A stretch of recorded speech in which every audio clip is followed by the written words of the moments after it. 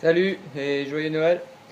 Alors je profite de la petite séance home trainer post repas de réveillon pour parler d'un produit que j'utilise depuis un petit mois. Donc c'est un capteur de puissance, hein, c'est la grande mode pour le moment que les amateurs s'équipent comme les pros de capteurs de puissance. Il y a un peu de tout sur le marché, hein. Moi j'ai choisi des pédales. Alors c'est les pédales de la marque PowerTape, hein. C'est le nouveau modèle, les P1S, qui en fait ont un capteur de puissance uniquement dans la pédale de gauche et pas dans les deux pédales comme c'est le cas pour l'autre modèle. Alors pourquoi j'ai choisi ce modèle-là? Le prix, hein. Ça, le double capteur c'est aux alentours de 1500 euros, et un simple capteur c'est la moitié. Ce qui reste un budget important mais acceptable si on se donne un peu les moyens de ses ambitions. Alors, ces capteurs, ils ont été testés et ils sont très fiables, hein. Donc ça, je vais vous laisser lire les études, hein. Donc c'est vraiment un très bon capteur de puissance. Mais moi, ce que je vais vous parler, c'est l'installation et mon ressenti. L'installation, c'est super facile. Franchement, moi, je suis pas bricoleur, hein. J'en suis au stade des meubles Ikea et de planter un clou dans le mur. Et au niveau des vélos, c'est changer une roue et réparer une crevaison et enlever des pédales. Donc ça tombe bien. Un coup de clé Allen, vous enlevez vos pédales et vous mettez un autre coup de clé Allen et vous mettez les nouvelles pédales PowerTape et c'est fini. Comment ça marche? C'est alimenté par une bête pile qui est fournie dans la boîte. Il y en a deux, donc une par pédale. Vous en avez une de secours. C'est ce qu'on appelle les piles allumettes chez nous. Donc c'est les toutes petites, comme les piles qu'il y a dans les télécommandes. Ils annoncent une autonomie d'une soixantaine d'heures. Bon, à voir, hein, combien de temps ça dure. Mais en même temps, c'est jamais qu'une bête pile à changer. Même dans les hôtels, vous trouvez ça dans les télécommandes. Donc à la limite, c'est beaucoup plus facile à trouver que des petites piles plates qui, elles, sont beaucoup plus chères et difficiles à trouver. Et comme on met la pile, notre coup de clé Allen, on glisse la pile, on referme la pédale et c'est réglé. Le capteur fonctionne.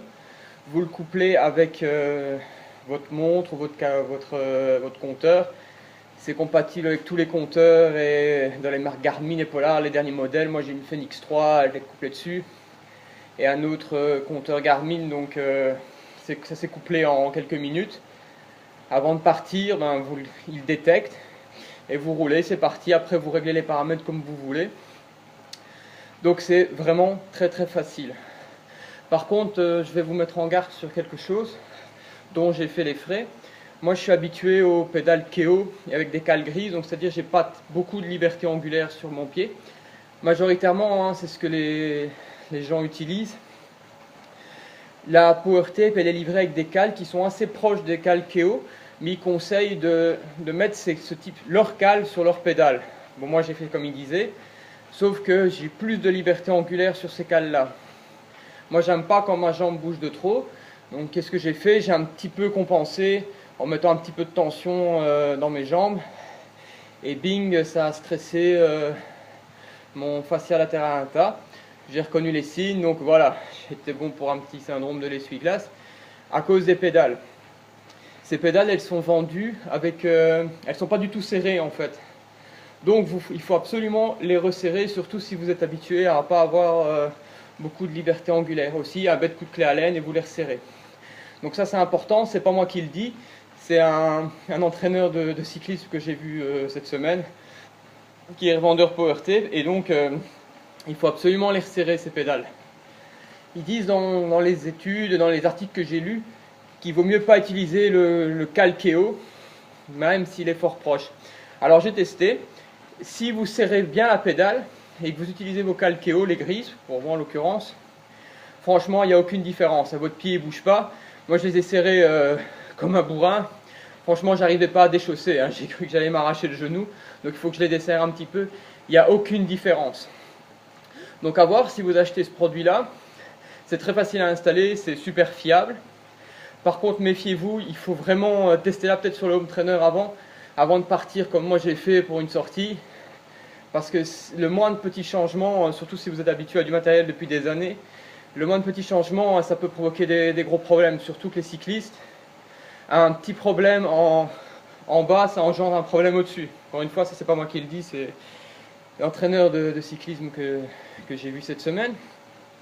Donc bien vérifier votre tension. Je pense que c'est le seul truc qu'il faudrait vraiment faire attention sur ce type de pédales, les power tape, de bien vérifier votre tension, quoi. Donc à adapter, testez-la d'abord sur Home Trainer. En dehors de ça, c'est un super produit, moi je suis très content. Alors oui, j'ai déjà lu qu'elles sont plus lourdes que les pédales. Alors c'est quelques centaines de grammes, hein. Vous pouvez aussi, le sportif peut les perdre aussi, hein. Mais c'est un capteur très très fiable et c'est surtout super facile à utiliser, hein. Moi qui me déplace beaucoup, hein, un coup de clé Allen, vous enlevez les pédales et c'est réglé.